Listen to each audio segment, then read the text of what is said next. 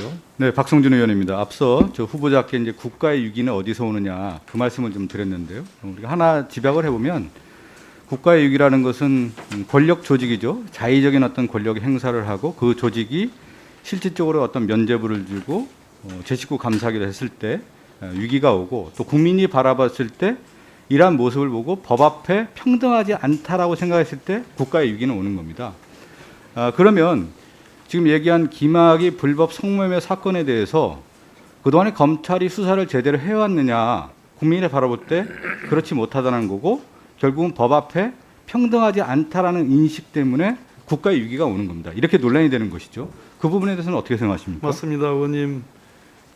김학의 사건은 우리나라 양대 축 수사기관의 부실과 편파, 제 식구 감싸기가 종합 세트처럼 등장하고 그것이 사후적으로 검찰의 특수단에 의해서 기소됐으나 네. 법원이 13차례의 성접대를 인정하고서도 공소시효가 만료됐기 때문에 면소 판결을 내릴 수밖에 없는 그 이상도 그 이하도 아닌 사건입니다. 그렇죠. 제가 청문회를 준비하면서 한자 두 가지를 가져왔습니다. 잘 아시죠? 한자는 하나는 권세권자고 하나는 법법입니다. 그러니까 권세, 권한이라고 하는 부분, 법이라고 하는 부분은 서로 이제 상호작용이 있는 것이죠. 법을 통해서 권한이 유지가 되는 거고 또 권한을 남용했을 경우에 법을 위반하는 것이죠. 그래서 한자 어원을 좀 찾아봤습니다. 이 권세권자의 기본적 어원은 저울권입니다. 저울을 뜻합니다. 법법도 저울에서 출발합니다. 그래서 법과의 어울린 상항의 책을 제가 쭉 봤습니다. 이번에 상항이 어떤 얘기를 하냐면 법은 국가의 나라의 저울추다라는 용어를 씁니다. 그러니까 법과 권세라고 하는 것은 저울을 뜻하는 것이죠. 저울이라는 의미는 뭐냐면 결국은 중심이고 균형이고 형평성이고 공평무상함, 공정무사함을 뜻하는 것입니다. 그런데 법과 권이 무너지는 경우는 어떤 거냐면 저울을 뜻하듯이 권력 조직, 권력을 가진 자의 자의적 행사에 의한 저울질을 할 때 권력이 무너지는 겁니다. 그리고 법이 무너지는 겁니다. 지금 김학의 사건 같은 경우도 자의적 해석에 의한 저울질을 해서 문제가 되는 거 아닌가요? 맞습니다. 그 부분은 어떻게 보십니까? 저울 역할을 제대로 한 겁니까?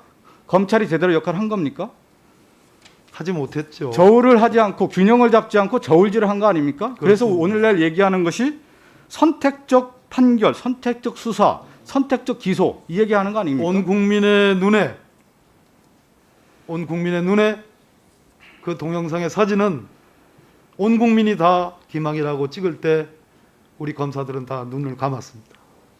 그럴 때 바로 국가의 위기가 오는 겁니다. 역사가 말해주지 않습니까? 국가의 위기가 왔을 때는 그 신뢰, 법이라고 하는 것은 저울이고 제가 얘기한 것처럼 신뢰를 통해서 국민의 신뢰를 통해서 유지가 되는 건데 법을 집행하는 자들이 그들의 조직을 위해서 자의적인 조직의 이해관계를 위해서 특수한 관계를 인정했을 때 그것이 권력이 전행이 되고 남용이 되고 부패로 이어지는 겁니다. 그랬을 때 국민이 바라볼 때 법이 제대로 서 있지 않다. 저울 역할을 하지 않다. 거기에 따라 신뢰를 잃고 있는 것이 역사적 과정인 것이죠. 네, 동감입니다. 네. 상황 얘기를 더 한번 하겠습니다. 상황 얘기. 제가 법 공부를 하지 않았지만 책은 좀 봐서 상황은 네. 법과 사정의 원류이죠. 균형은 맞았으나 네. 지나친 엄벌주의로 글쎄 그렇게 썩 제가 좋아하지는 않습니다. 그렇지만 저는 역사가 주는 지혜의 의미를 좀 받아들이고 싶어서 이 얘기를 드리는데 상황은 어떤 얘기를 했냐면 법이 행해지지 못하는 것은 위에서 범하기 때문이라는 겁니다. 이 위에서 범한다는 것은 뭐냐면 그들의 조직 자체가 스스로 권력을 유지하면서 면죄부를 줬기 때문에 이 법이 제대로 위상이 성립되지 않는다는 그런 의미로서 말하는 건데요. 저는 오늘날 검찰이 제대로 성립되기 위해서는 몇 가지 요소가 있는데 지금의 권한 집중 요소를 이제는 분산을 해야 된다는 것이 명백한 시대적 과제인 것 같습니다. 그거 하나 뭐냐면 외부적 견제와 내부적인 어떤 감찰 제도 이것을 통해서 두 가지를 이루어질 때 오늘날 검찰이 제대로 설 수 있다. 따라서 저는 지금 시대의 과제인 검찰개혁을 하기 위해서는 박범계 후보자가 개혁적 마인드를 가지고 이 문제를 해결하지 않는 경우에는 정말 어려운 문제다 이렇게 생각하고 있습니다. 이 문제를 해결하기 위한 박범계 후보자의 리더십은 무엇이 필요하다고 하는지 좀 말씀해 주시기 바라겠습니다. 우리 박성준 의원님은 제가 참 오래전부터 알았는데요. 부드러우신 분 아니겠습니까?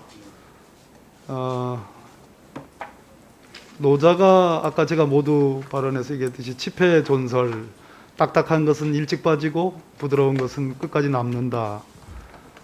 본 후보자한테 어울리지 않는 사자성어입니다. 그러나 이번 청문회 한 달여간 혹독한 사정 검증을 거치면서 부드러움이라는 것이 무엇인가에 대한 깊은 천착을 하게 됐습니다.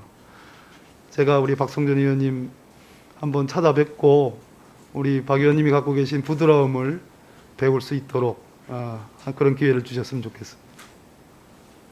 네, 수고하셨습니다. 다음은 존경하는 박주민 의원님 질의해 주십시오.